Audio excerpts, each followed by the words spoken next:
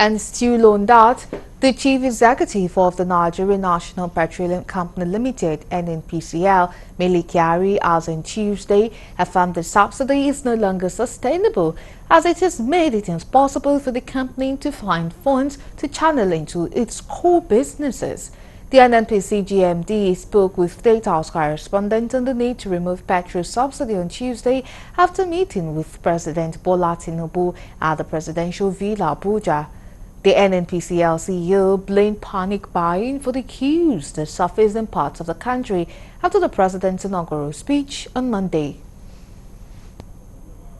This subsidy cost should have been money that will be given to the NNPC maybe on monthly basis or even on daily basis if necessary.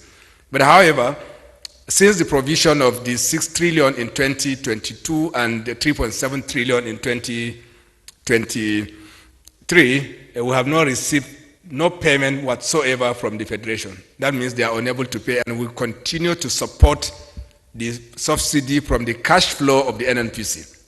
That is, when we net off our fiscal obligations of taxes and royalty, there is still a balance that we are funding from our cash flow, and that has become very, very difficult and affecting our other operations. We are not able to keep some of this cash to invest on our core businesses, and the end result is that it can be a huge challenge for the company. And we have highlighted this severally to government that they must compensate NNPC, they must pay back NNPC for the money that we have spent on the subsidy. Also speaking, the Chief Executive Officer of the Nigerian Mainstream and Downstream Regulatory Agency, Farouk Ahmed, said that with the removal of subsidy, there will be no price cap on the sale of petroleum products in the country.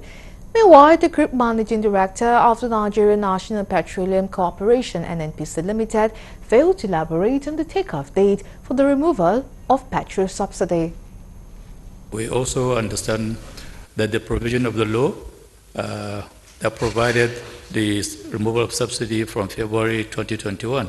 Therefore, Mr. President's pronouncement yesterday was in line with the law.